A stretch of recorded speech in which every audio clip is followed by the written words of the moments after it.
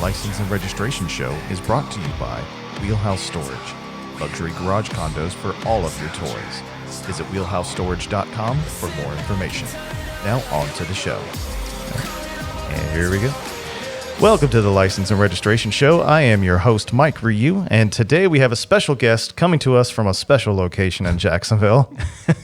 Brandon Starks, how you doing, man? Doing great. Thanks for having me. Yeah, not a problem at all. So why don't you let the folks know who you're with? My name is Brandon Starks. I'm with the Brumos Collection here in Jacksonville, Florida. We are what is essentially a car collection museum that we just opened to the public in January, and so we're excited to share it with everyone. Awesome, very much.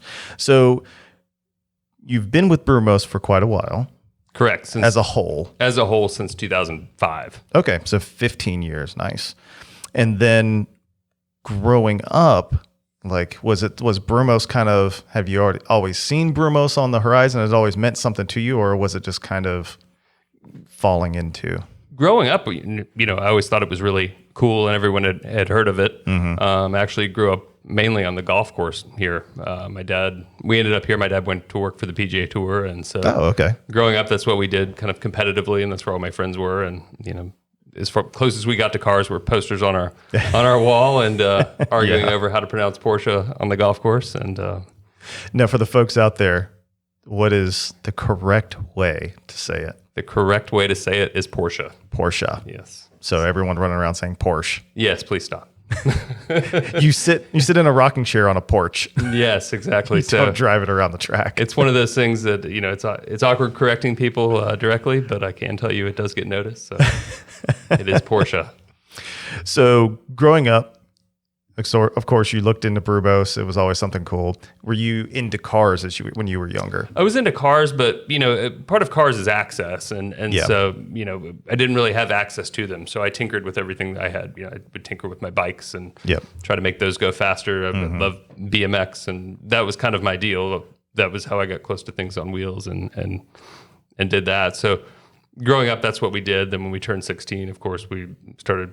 We would mess with our cars, but nothing like to the extent of what we do now. Right. So it was kind of later on that we unleashed that beast. Gotcha. So do you have any stories from your youth involving four wheels? Four wheels?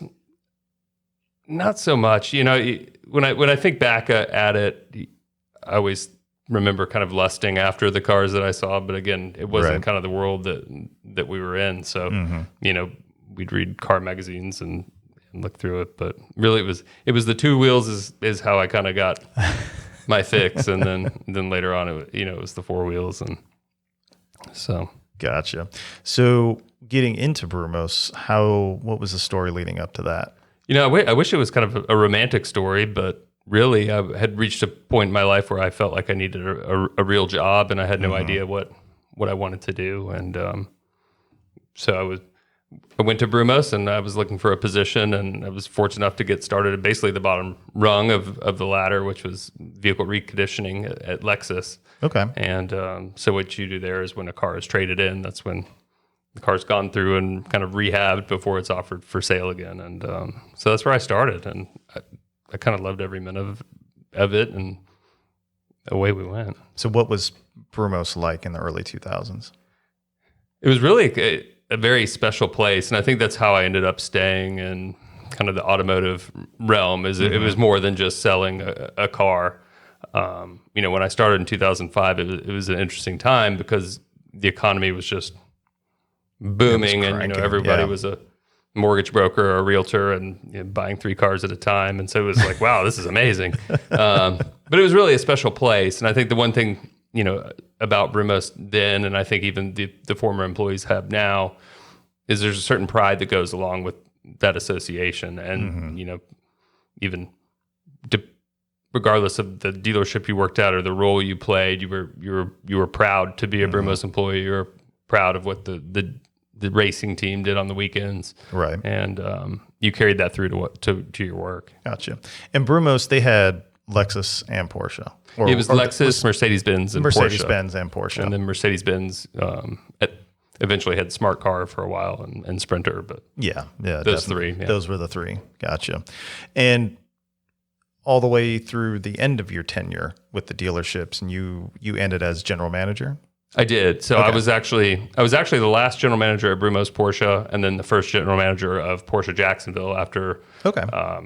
Brumos was sold to the Fields Automotive Group. So that was, kind of one of the, for me professionally, one of the bigger honors of my career was to be able to stay on and That's really keep my cool. job through an ownership change, especially at that level. It was a big honor for me. So, I mean, that's a huge ladder climb from vehicle reconditioning to general manager of a pivotal dealership within a manufacturer's lineup. What does that path kind of look like? Because I know you have a lot of folks. I mean, churn in the automotive industry is obviously very high, but for those who are in it because they enjoy it, what does that path look like for somebody who gets in and their goal, like they want to be a GM of a high profile dealership? Quite honestly, the path is different for everyone. So, the same thing that made it so cool in 2005 when I started, people are buying 3 cars at a time. Right. You go through 2008, 2009, when business is halved and, workforce is halved and it's a completely different look. So oddly enough, that benefited me in a way because we were so short staffed and I was very inexpensive staff at the time. And I just kind of dove in and did whatever it took. And so I was selling cars at the time and gone to the finance and insurance manager school. And just kind of by default, I end up at the sales manager's desk and doing finance and insurance and basically doing it on a salesperson's pay plan. And I think the biggest thing that helped me was to not complain about my pay at the time and just do Willing to put the work job in. in front of me. Yeah. So, I mean, some of it had to do with things that were way outside of my control. But as I look back and as I look at the decisions I made as a general manager, it really came down to the people that really tried to be the best at what they were doing at any given moment were the ones that seemed to succeed and have a path forward. It's, the people that are second guessing their boss or trying to do their boss's job better than them. It always ended up being kind of a recipe for disaster. So it seems simple. I mean, I think it's harder in execution because you have to be a little bit extra Right. reserved and patient. But for me, I think that's the key. Oh, that's awesome. Now, during your time there, I'm sure like there's a bunch of great people that you worked with and things like that. Are there any couple of folks that really stand out that either served as a mentor to you or just folks you've really respected? Yeah, there are. And I think, there's different seasons in life and in a career. And so you have different people that you look to at a different point. I'll never forget the first conversation I had when I started at the dealership. The general manager, Tom Brandon, at the time, I asked him, what do I need to know? And he just said, do the right thing. And I thought that was a really odd thing to hear. I didn't know the car business at the time. Like, that's a weird thing for a car dealer to say. And but it was actually true. And I think that's kind of what set Brumos apart, is they truly believed in doing the right thing. And I took that for what I always did. And then I had sales managers that would let me hang out in their office and watch how things worked and just let me be part of things. And I think it's just taking an interest in them. They took an interest in me, and maybe I got to overhear conversations that I otherwise wouldn't. Or kind of one of those you probably didn't really expect anything in return, just for the chance to be around it. That type of thing. I just liked being around it and wanted to know what was going on and wanted to understand why things were happening. And a lot of things in the business are fairly counterintuitive. And so it was interesting to kind of learn. And so, I was really blessed. So Vic DeLavia was a very important sales manager to me. And then even when I got to Porsche, Ray Schaefer, who was the general manager when I started, who I still consider a friend to this day, really taught me what it meant to be a Porsche person. And so, there are those people out there that kind of guide you and mold you. Gotcha. And speaking of that, so when you say what it's like to be a Porsche person, kind of in a nutshell, what do you think that means? It's a community that gathers around, I guess, a car, but it's more of an idea. And I think that's what's so special about it. So, you can have the most expensive Porsche in the world. I don't know that really matters. It's people that are passionate about a brand, that's passionate about what they do, and you kind of unite around it. And I think the community aspect that surrounds this inanimate thing is really kind of fascinating. And I think the people that really embrace that kind of understand what being a Porsche person. I could definitely agree with that because I see that a lot in either the events that I attend or the races that I attend. It always seems like the Porsche faithful are looking for any excuse to be around each other and talk Porsche. Yeah, you love it, and sometimes it gets a little lost in the weeds. But I think there's an understanding for one another for that, and everybody has it. The other neat part is there's kind of an acceptance of one another's likes and dislikes, and it's kind of refreshing, and it's not necessarily, I think, what you'd expect from kind of a high end. What's known as a high-end kind of premier vehicle, right?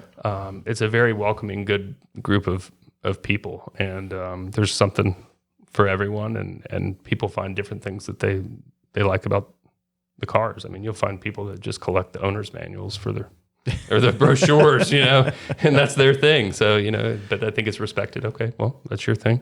So the Porsche collective, the demographic pretty much runs the entire gamut then. It does run the gamut, and I think it's broader than most people would realize it is at service level. Oh, that's cool. On the sales sides of things, is there any particular sale or sales from your career that kind of stick out that you're like, I can't believe either A, I pulled that off, or B, like this is just crazy out there, not normal? There was a lot of not normal. So I think it's kind of hard to narrow down. There was a lot of not normal. I'll never forget. You do get a lot of very eccentric people, and I'll never forget. I was a sales manager at a time. The salesperson comes to my office. He goes, "Brandon, I've got a customer that will only consider buying the car if the dog gets a test drive." I was like, well, it's a 2-seat car. He can't take it on his own. And he's like, no, he wants me to drive the car with the dog in the passenger seat. And so we sit there for a couple minutes and you're wondering, okay, is this real or not? And, the world was so weird. You're like, all right, well, do it. So he didn't buy the car. If he had bought the car, that would be ultimate legendary kind of stuff. And we'd have a sitcom right now. But yeah, you just never know. You never know. Took the dog for a test drive.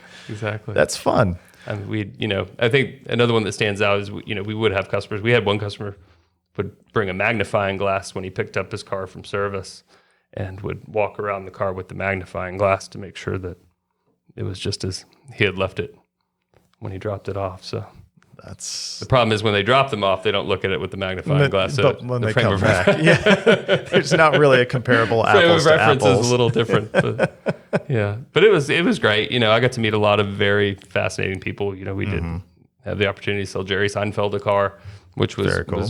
was amazing. Have breakfast with him and just to see what a neat guy he was and how much he loved what he did. And so we've met everyone and it's been fun. That's awesome. So you also mentioned you've sold during the feast and you've sold during the famine. And obviously the big differentiator, of course, was the amount of money going out everywhere and anything like that. But was there any other real difference between the two periods? A little bit. A lot of it, one thing that we noticed in 2009, 2008, especially in 2010, is you don't realize how much perception plays into people's purchasing habits. So, in 2005, when people were buying 3 cars at a time, well, that's great. Socially, that's what you did. Fast forward to 2009, 2010, especially Porsche customers, quite honestly, most of them still had a lot of their wealth. They still had their money, but the optics of buying a car were not good.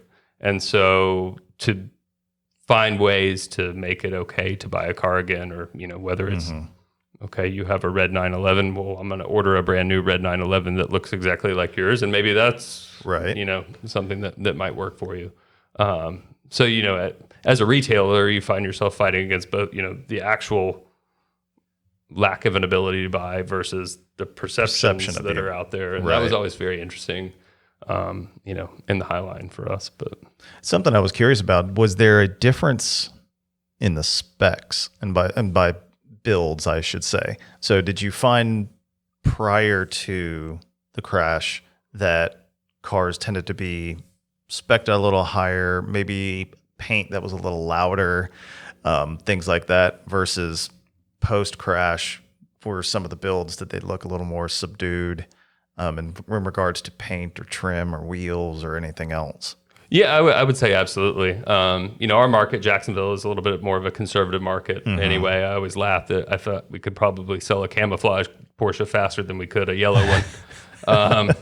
But, I think, before the crash, it wasn't uncommon to see a lot of these kind of crazy vinyl wraps were the way that a lot of them would do them, kind of personalize their cars. And those definitely kind of went down in popularity afterward. But to your point, yes, I think especially in the peak of it, it was anything that didn't attract attention was good. And especially here, where flaunting things is not necessarily as common. Definitely. So being a part of the Brumos family for such an extended period of time, and I probably do not use that term loosely with this group. So what was the anchor for Brumos that really made it feel like family for those who were invested in it? I think there were a few things. I think Motorsports was definitely an anchor for people. It wasn't uncommon for the parts employees to be changing tires on the weekend at the track as part of the racing team. That was really special there. But it was also a sense of pride for how the team did and trying to find out and feeling like part of that. I think that was one aspect of it. And again, I go back to kind of a true pride and passion for what it is that you did or sold.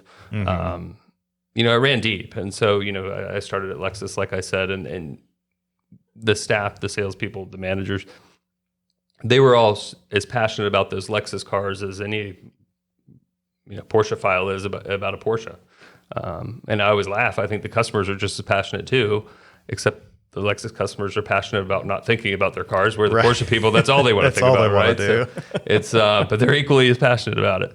So, but I think there was a pride in what one did that was very special there, and I think it kind of united everyone. And there was an expectation of your coworkers and of your family members that they take as much pride in what they did. Gotcha. Was the race team something pretty unique to Brumos, or do a lot of Porsche dealers in general have teams that they support? It's kind of ebbed and flowed through time, so it wasn't uncommon. Brumos as an entity started in 1953 as Brundage Motors. A guy named Hubert Brundage, who was from Miami. He actually was really into racing, and he realized that he could probably do it more affordably if he was a car dealer. So he became a Volkswagen importer and dealer in 1953, and ultimately became a Porsche dealer. We got our name because back then they would communicate using a telex machine, so Brundage Motors was shortened to Brumos. So, okay, that's where it came from. He just realized it was much more efficient to write Brumos than Brundage Motors on all of his writings that he petitioned for it to be changed, and so Brumos Porsche came about in 1959. But either way, it was a means to fund this racing habit. That's kind of the way it started. And then the same thing happened. Peter Gregg, Hubert Brundage died in 1964. A guy named Peter Gregg purchased the dealerships from him in 1965. He had a racing habit himself, and so it was kind of continued on from there. So it's been a part. The length of time it's been a part of Brumos history is, I think, fairly unique. Right. Looking through it now, you'll see the Park Place Porsche, and a few other dealers. Pfaff Porsche from Canada does it. Paul Miller. There's others that are involved in it, but I think they saw what it did for us in a lot of ways. All right. Very good. So kind of shifting gears a little bit, going from Brumos, the dealership, into Brumos, the collection and the museum. Yeah. So Brumos Porsche became Porsche of Jacksonville when? In 2016. Okay. And you held on for a little while with Porsche of Jacksonville. When did the concept and the idea of the museum come to you? So a couple parts here. Okay. One, the owner of Brumos, Dan Davis, he purchased the dealerships with a man named Bob Snodgrass in 1991. Yep. And then Dan continued ownership all the way up through the buy-sell. during that time, he and Bob had kind of collected some cars. And they went and built what we had originally called the Brumos Museum. And it was a big kind of garage space that It was behind it was Mercedes. behind the Mercedes-Benz dealership and behind the detail department. It was kind of tucked away. It's where we ran our racing garage out of, and it was back in that area. And when they first built it, they thought it was a huge building, and they're like, how are we ever going to fill this? And then It took no time. Dan tells the story. He goes, about 8 months later, I had to tell Bobby I had to stop buying cars because we were busting at the seams. So we always had kind of this collection of cars. Right. And a lot of them were Brumos cars or cars that represented marks that we sold or were just kind of curiosities. And those kind of ebbed and flowed over time. So that was always there, and people knew of that collection, even though it was invitation only. It was kind of like the worst kept secret, right. But it was still hard to get into. Right. So when the dealership sale came about, a couple of the caveats was that the collection of cars was going with Dan, and that the name Brumos was not part of the sale, so that he would retain the ownership of that name, which worked out because manufacturers anymore don't want you to have your own name in it. They want it to be the location and the mark. So, right. It really wasn't an issue, but it was a way to continue on something that a lot of people had been a part of their lives for a long time. So it really started out, okay, where are we going to move all these cars? We have about roughly 65 cars in the collection, so it's not easy to stock them away somewhere. So, the search was on to find a space, and looked at a few existing places, one of them being the old Ford assembly plant downtown under the Matthews Bridge.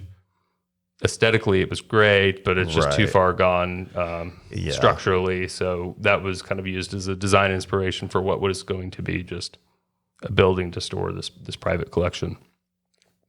Somewhere along the line, Dan decided that it was time to open this up to others and use it as a way to kind of expose some of the people behind the cars to kind of racing fans, and hopefully to non-racing fans, to get people interested. And so that's where we went. So it went from a private collection, this is mid-construction, to the idea that it would be a museum open to the public. Right. And so that's kind of a long way about how it came about. So once you guys decided to build your own museum, and it was something that was going to be available to the public, so it's more than just parking cars in a warehouse. What goes into designing a space like that? What type of thought process? That was, part of the challenge. So, and so what took place is some visits to other places. The Revs Institute down in Naples was extraordinarily helpful and kind of helping think through the process and what that looked like. A design team that helped with their display and museum collateral. We hired them to come in and help with ours, and we thought through. Then you just think through, okay, what does the visitor experience look like? Right. What are you trying to communicate to folks? And then that's kind of what the process becomes. One of the things that sets us a little bit apart, or maybe we're a little bit ahead of the curve, is that each car has its own kind of digital kiosk or iPad with the history of the car on it. So we had to design that system, and then you realize, oh boy, we have to consolidate all the information for these cars. And one of the tricky parts of coming from a car collection rather than a museum is there's not an archive. So you say, okay, where's all the information on the 91710? You say, oh, it's on that pile on that desk over there, and you have to dig through it. And it took about a year and a half to get all that together and programmed in to those kiosks. So what goes into curating the collection then? Was there a thought? So you said there's 60-ish cars in the collection. Are all 60 currently displayed, or are they going to be rotated kind of in and out? Currently, at any given time, we have about 40 cars that are on display. And so we went back and forth, is that enough cars to have on display? And as we went through, we realized, actually, we think it is. You can have a sea of cars, and by the end of it, you're like, you just kind of glaze over, it can be overkill. Right. So, yes, they're rotated in and out. I would say, we just opened, so we have kind of our A team, our all-star list that are on the floor now, but we have kind of equally interesting cars in the background. And And so we'll rotate those out kind of as needed. Right. We also have things come up where people want to borrow cars or we ship them out. We currently have our 550 Spider up in Atlanta, so they borrowed that, so we put another car in its place. Oh, that's cool. And the nice part about the digital kiosk is that we just recall all the information for that car, swap it out, and it's there. That makes it pretty easy doing that. So from a display kind of curation, that's how it works. From what cars are in the collection standpoint, our collection's basically split in two. We have what we call our Forerunners, which are really old open wheel cars from kind of the dawn of motor racing through 1963, and then we have our Porsche Focus cars, which are we call our Front Runners. Cool. So with that, are there any cars that are currently new? What are the newest cars, I should say, to the collection right now? The newest, we announced 2 cars that we've owned for about 2 years, but would be the newest that people know. We have a 1968 Porsche 908 and a 1970 Porsche 917K would be kind of the newest arrivals. And we're currently waiting on a 1894 Peugeot that competed in the first ever automobile race. That's cool. From Paris to Rouen. And that hasn't been displayed yet, so that should be out soon. And then we also have the 911 RSR that Porsche campaigned in the Brumos livery last year. Oh, very cool. Yep, know that car. Very cool. So what type of challenges coming up, putting together a floor plan, designing the space, things like that, what were some of the major roadblocks that you guys kind of hit that took a little more thought to come up with a solution for? I think a couple things. One is figuring out how to mobilize a volunteer staff to help us operate. It seemed somewhat easy on the surface, but once you start doing the math and you realize that roughly you need about 70 volunteers in the queue, all needing to be trained and ready to go, you know, spanning 1894 to 2017 worth of automotive knowledge. It's fairly daunting for not having any kind of collateral to do that. So we've been blessed with some, mostly from our local Porsche club, the Florida Crown region, with some great volunteers that have been real patient with us. And so that was a challenge in and of itself. And then also just trying to think through, what does a visitor experience look like? You know, what's going to be important to them? How do we make the most of this? So day to day, those have been the biggest kind of unknowns. So to you guys, what is important for the visitor experience? I think for us, first and foremost, what's important is that the visitors feel welcome and that we drop as many barriers as possible. So if you come in, you'll notice that none of our cars have ropes around them. Right. That we're not trying to keep people away from what we have. We want them to interact and engage. And if you want to lay down on the floor and look under a car, you know, more power to you. You know, so as long as you're not touching the car, right, you know, it's fine. We don't want to have those barriers up or to make it seem that, you know, we have to dictate to you what your experience is. You know, we want you to have whatever experience it is that is meaningful to you. So, gotcha. So, and before we started, we were talking a little bit about the collection also being an event space.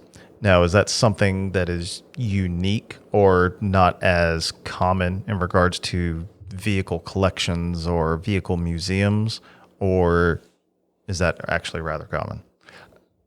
I think when it comes to public museums, so if you look at the Peterson Museum, or you know, I think even the Revs Institute, some of these public places, that yes, is a way to fund operations. You have to have kind of that income stream, and it provides a unique event for people that come. I mean, it's otherwise you're not going to see some of those things in that kind of environment. It becomes real intimate when you're there then. So in that sense, it's not that unique. I think in the area, it's very unique.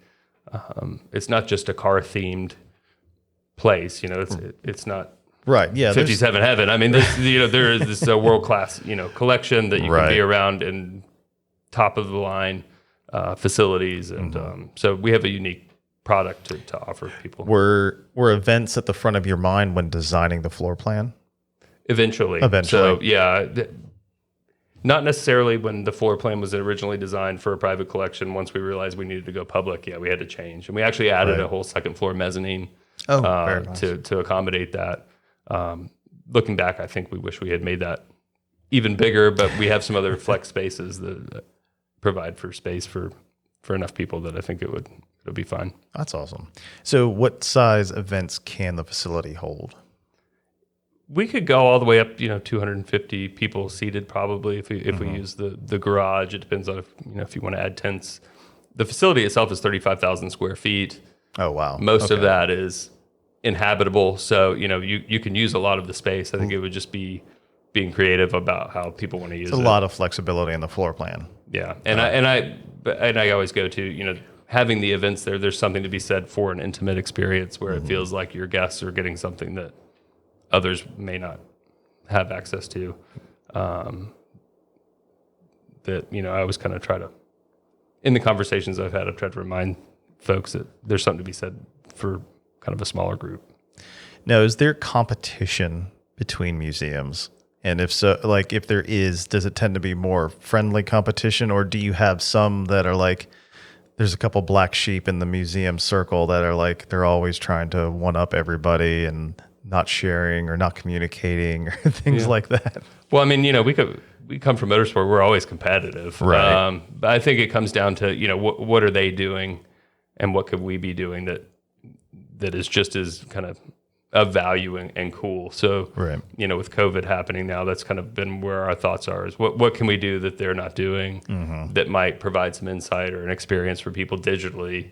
And so that I think that's where we're going to go for now. And then once we open up, I think the quality of the interaction that people have and the programs that we have, that's where we get competitive. So it's not so much from our standpoint anyway. I don't know about the others.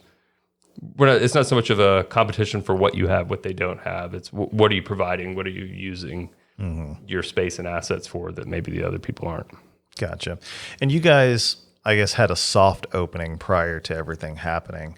And when things do open up, what is kind of the availability of the museum going to be to the public? So we did it turned out to be a soft opening. We thought it was a hard opening. And so we learned a lot from January through mid-March, and we kind of dialed in what our available days will be. We're looking at 3 days a week. We think Thursday, Friday, Saturdays being available, and then really trying to get into some special programs. A speaker series is something that is definitely on the horizon for maybe bringing in unique dignitaries or people from the automotive world that can maybe give talks that you don't necessarily hear elsewhere. That's something we want to do. That'd be really interesting. Clinics and clubs, and that's where we want to get. Ironically, where we're trying to get is socially engaged, and which is what we're not supposed to be doing at the moment. So we're a little bit at a loss of what the world's going to look like. It seems like we're doing a lot of digital social engagement at these point in times, but right. Yeah. And the museum still holds the race team, correct? Yes, pieces. I mean, so the pieces of and Right. the option to go racing again. So Right. all of our cars, all but two, are running cars, and so those are all kept running in a working garage that we have with full time technicians that operate those. So that would be if somehow, by the grace of God, motorsport ever came back in, that would kind of be the core of what that looked like. Right. So. Yeah, I was curious because I know with the history that Brumos has in racing, I was curious what the future had in store for Brumos racing. It's hard to say. And I think right now the thought is to spend the energy and money on engaging people in a different way. And I think what was so special about motorsport and what's so special about cars to a lot of people is that they were able to connect with them. And so I think that we can offer that connection in a way that maybe isn't on the racetrack. But, it's amazing how many people will have come in and they'll say, oh, I remember watching that car go around turn 4. I was on my dad's shoulders when the car went around turn 4 at Daytona. Wherever they were, I think there's a way to still share that memory. So whether Right. it's a modeling class, with parents and children or whatever, you just want cars to be part of their life and to not, we're at a crazy time right now with kind of the green movement and things that are going on. Right, and, right. I don't think that we have to reject the past to embrace the future. And I think it's our charge to how do we embrace the future while still creating memorable moments that make these things of value and make them not disposable objects. And so that's kind of on a higher level, our goal. So we're trying to do that through programming and through what we're doing as a museum now. Some of those boxes might have been checked through racing before. Gotcha. And to kind of segue off of racing a little bit, I'd like to kind of get people's opinions just on things kind of going on within, whether it be motorsports or automotive circles, whatnot. So with Porsche recently pulling factory teams from the IMSA series. So of course, to those out there, that's Rolex and Sebring and things like that. Is that kind of indicative of Porsche's commitment to motorsport, or do you think Porsche is now kind of looking at different avenues of exposure, or even having, because I always felt that having the Porsche out on the track, that was kind of a way of, planting that flag of, this is our motorsports history, this is our prowess, and things like that. With that not there now, I'm not quite sure what that signals. And I'll be talking out of school here, so this is totally uninformed. Just this is a completely opinion-based area. I wondered the same thing myself. I have some concerns about it. I think, to your point, motorsport is, for one, it's what they identify with. Right. Two, that's where they do most of their R&D is on a racetrack. So they would spend R&D budgets on racing and learn from there rather than, some different kind of test platform.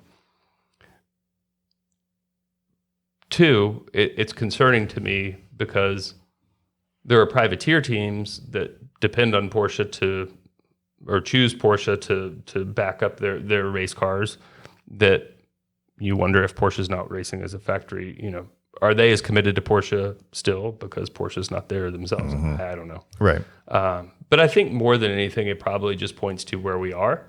I know Porsche has kind of committed to Formula E. Maybe that's where they're going. And so if you take that leap, okay, they use this for R&D. Right. Where are they headed? From a regulatory standpoint, all manufacturers have had to make this shift to green fuels. So electric battery powered being, Porsche's choice. And I think maybe that's kind of driving it. Racing's gotten so insanely expensive. Yeah. It's hard to justify. And it's odd because we've seen the departure of the Ford factory race team, and that was a little surprising. And then to just have basically the shoe drop about with Porsche and everything else, that was just a huge take back in regards to, was that indicative of the health of the racing series itself?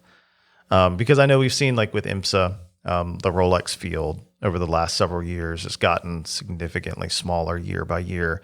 And I think they just recently signed a partnership with FIA. So they're going to be partnering, but not in 2020, not 2021, maybe think 2022. So hopefully that helps bolster the field a little bit. But I'm not too hopeful on a decent sized field coming in 2021. And again, if you look at the budget that it costs to run a team, right, and versus what you get back from those marketing dollars, it is just very hard to for anyone. I'm surprised anyone can justify it at the moment. Right. Say I'm a racing team and I want to go to someone to get their colors on my car so that I can afford to run. I don't know how that pitch goes. Yeah. Unless I'm, kind of the sole owner of the company and that's just what I choose to that's do. Just what I'm passionate about. So it's really kind of hard to knock them, especially companies like Porsche and for, the major manufacturers, you have shareholders to answer to. And, when you don't see a return on those dollars, I don't know. It's hard to have a pet project within the company. It's tough. And, especially for the Volkswagen group that have had Dieselgate and, I believe they just lost another lawsuit in Europe that money, it's not bottomless. So I think they just have to spend it wiser. I don't know what's going on in the series. It's been so long since we've been there. I know that when we got out, that the sheer expense of it for what ultimately you were getting out of it, it just makes it hard to. It's hard just to go racing for fun. Yeah. Or it's easy to go racing for fun, but you just need to go in a series that's going racing for fun. Yeah, you can pick and choose. Yeah, and I think that's where we need to get back to. And I think over time, you see that's where the series get, and then they reset back to zero. Yeah, when we went Daytona prototype racing in 2003, that was all this stuff. The idea was to allow to create a series that a privateer team could afford to go prototype racing. Mm-hmm. And Bob Snodgrass, who was Dan's partner at Brumos at the time, it was his baby to create that. But they had reached that point then. Right. And so we may see a reset, and that's my hope. But anything we do, I would like to see it more accessible for people to get in a car and go racing. I think that's the one thing that we've gotten farther and farther from. Mm-hmm. It doesn't do anybody any good if you have to have a multi-million-dollar budget to go racing. If it's not accessible, it's not relevant, and that's what's happened. No, I think those are very wise words, I think, to a lot of the series out there. Because, I mean, there's only so many dollars to go around, and we've had, I think, so many various series pop up, and they all flourished at some point in time. But like you said, sponsors are probably becoming a little more frugal with their dollars, or expecting like you said, a much more black and white return on those dollars. But to get more people involved in the series, you have to make it in some way, shape, or form more affordable and more accessible. Mm-hmm. And it's got to be part of their lives before it gets to a major series. And I think, mm-hmm. that's where it's refreshing seeing tracks like open up, like the Firm it's not far out of town, where people can go and have track experiences and track mm-hmm. days. Unless you can get the guy who's doing it on the weekend involved, what's he going to cheer for? He doesn't care. Yeah. It's got to be relatable. And so. Right. And I think I've seen a resurgence of a lot of these car groups, that we're starting to see more of these independent single track days. It's been a long time since I've seen as many kind of open track days, even at places as, mm-hmm. like Daytona. I mean, it doesn't take a ton of money now. If you want to run the road course at, a particular day at Daytona, there's plenty of days to choose from. Yeah. And I think those are just, to me, if there's a future, that's where it begins. Mm-hmm. And it's really refreshing. Even here, we're at the Wheelhouse, and mm-hmm.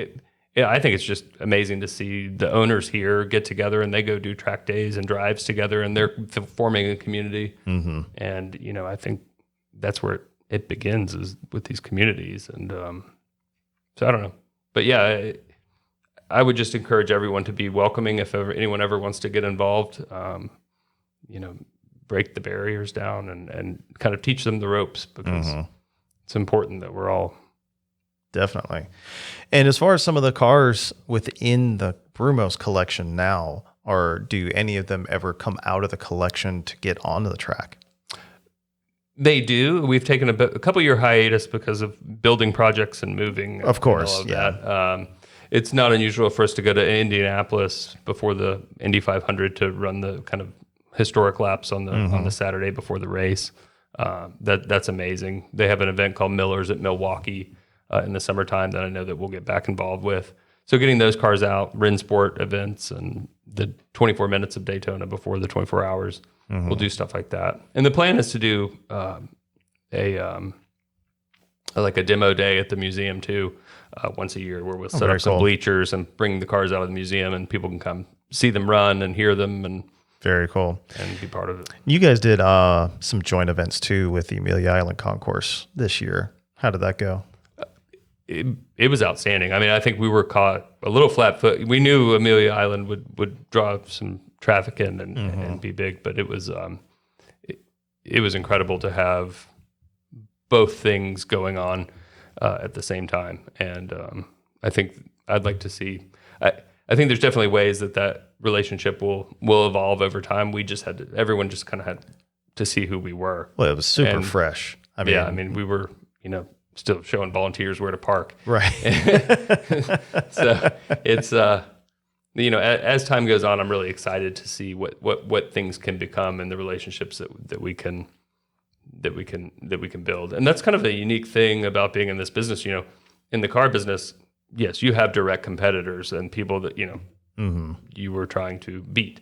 Right. And it's more how many relationships can we form and what can we do with people that benefit everyone and just get people involved. And so it's kind of it's very interesting to have that kind of different.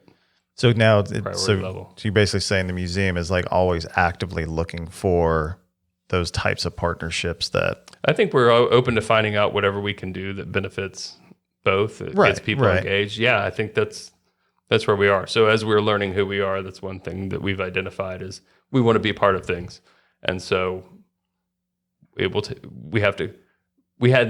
just getting to the point where we could kind of learn our limits before lights went out for a minute. So it'll be interesting to get open again, figure out what our limits are, and then start doing more of those things. Awesome.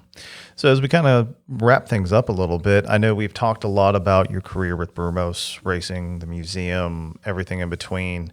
But I think to be with a group this long, that there's definitely some type of seated passion behind it all. So what do you find that really drives you to continue with this group, and then as you kind of work with the museum and grow it? Oddly enough, it's appealing to me that it's bigger than me. And I think that's what's unique for all of us that have been part of it, is we realize that we're representing something that is bigger than ourselves. And there's a responsibility to continue to make it that way. So, just as with our cars, we see ourselves as, kind of their stewards, and we're there to be good stewards until the next person owns them. And, we're here to kind of care for that legacy as well. And so I think for me, it's just important that I view it that way, and that, that we pass it on. And so, that's what's been so special to me is during kind of the nationwide shutdown is I've been able to have my son with me at the museum. And so he's starting to learn at age 5, what it all means and who Hurley is. And that all those trophies in the cabinet that, Mr. Hurley did that. And so it's kind of neat to pass that along and to tell the story. That's cool. No, definitely passing the flame on and keep it burning on. So I do a little segment at the end of every show. I don't really give any guests warning on it. So that way it's more off the cuff. I would like to call it a daily race and crush. So I give you 3 cars. You're going to tell me which one you'd like to daily, which one you'd like to race, and then which one you would like to crush. All right. So it's going to be all Porsche. So obviously. And 3 cars are a 918 Spider, a 2018 GT3 RS, and a Porsche 356. I have to crush one? You have to crush one.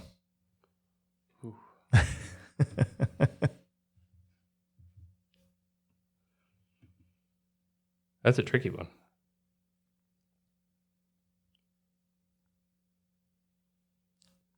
So how about this? Is there one that you would daily out of the 3 first? I would daily the 918 out of the 3. Oh, okay. It's the other 2. It's the other 2. I couldn't crush one. It's I don't know. The 356 seems more part of.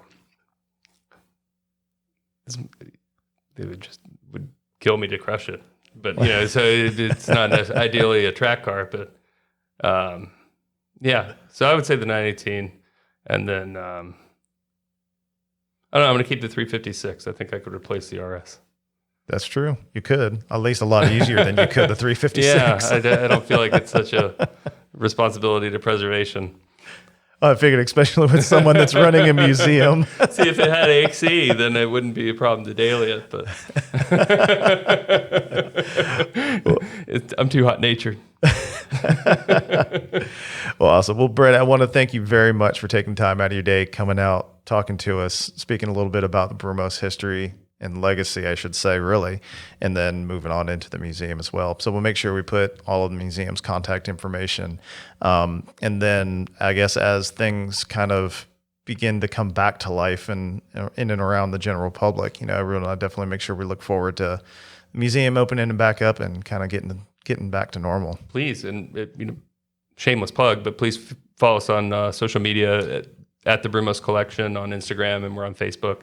That's the best way to find out kind of real time what we're up to and things that are coming up, and to kind of stay in touch with us. No, that sounds great. Definitely.